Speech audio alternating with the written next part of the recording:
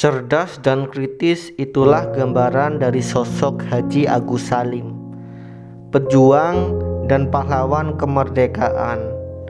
Bahkan kemampuan intelektualnya diakui sejumlah pejabat Belanda dan Inggris. Agus Salim seorang jenius dalam berbahasa, berbicara, dan menulis dengan sempurna, paling sedikit dalam 9 bahasa. Ia hanya mempunyai satu kelemahan: selama hidupnya melarat. Ucapnya dikutip dari bukunya. Memang kehidupan Agus Salim begitu sederhana, tapi di situ justru yang menarik. Ia mencoba memegang teguh prinsipnya. Sebenarnya pendidikan dan kemampuannya bisa membuat hidupnya nyaman jika bekerja untuk pemerintah Hindia Belanda. Lantaran sikap kritisnya terhadap kebijakan pemerintah kolonial, Agus Salim kesulitan mencari nafkah. Bahkan saat menemui seorang teman di kantor Belanda, ia mendapat ejekan. "Coba kalau kau bekerja sama Belanda, tentu kau tidak seperti sekarang, tidak punya apa-apa," ujar teman Agus Salim. Tidak beberapa lama datang seorang advisor Belanda. Ketika melihat Salim, ia datang kepadanya memberi hormat dan mengulurkan tangannya. Sesudah advisor Belanda pergi, Agus Salim berkata, "Coba kalau saya bekerja sama Belanda, tentu seperti kau. Melihat majikanmu datang, engkau merasa takut. Meskipun saya tidak bekerja, dia hormat kepada saya," ucap Agus Salim. Muhammad Hatta menilai Agus Salim sebagai tokoh yang tiada tandingannya. Dalam bersilat lidah, kecerdasannya terlihat lewat lisan dan tulisan, apalagi ketika ia beradu argumentasi. Bahkan pengakuan kedaulatan Indonesia oleh Mesir secara de jure tidak terlepas dari tangan dingin Haji Agus Salim.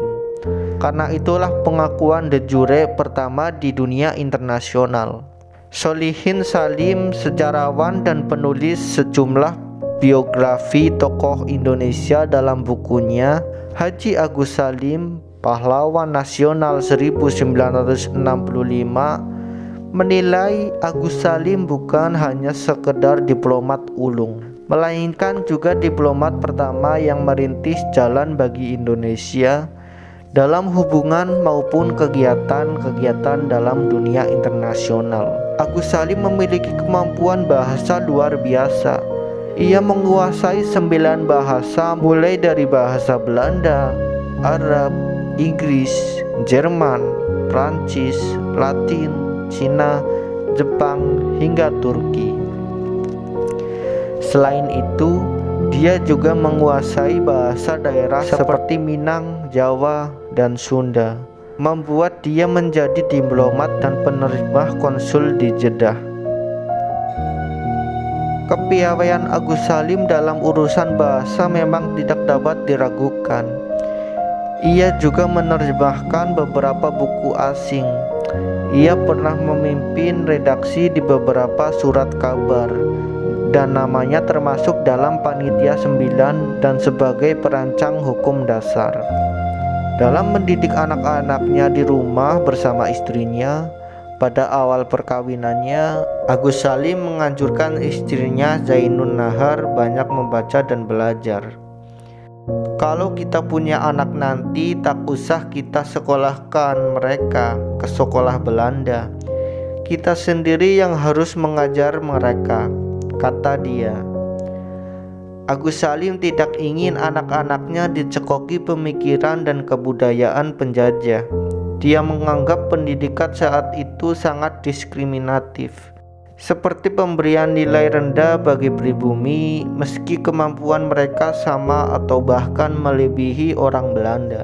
Keputusan Agus Salim dianggap aneh oleh kerabat dan tetangganya, sebab anaknya tidak bersekolah formal, padahal dia orang terpelajar berpendidikan tinggi. Dengan model pendidikan homeschool, anak-anak Agus Salim meraih sukses dalam kehidupannya.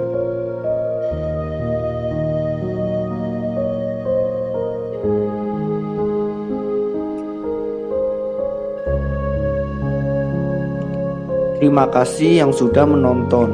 Maaf jika gambar dan videonya kurang jelas atau berkualitas, lantaran hanya menggunakan kamera handphone saja. Jangan lupa terus dukung channel ini agar terus berkembang. Semoga konten dan video-video di channel ini bisa memberi inspiratif dan menghibur teman-teman semua. Jangan lupa like, comment, and subscribe.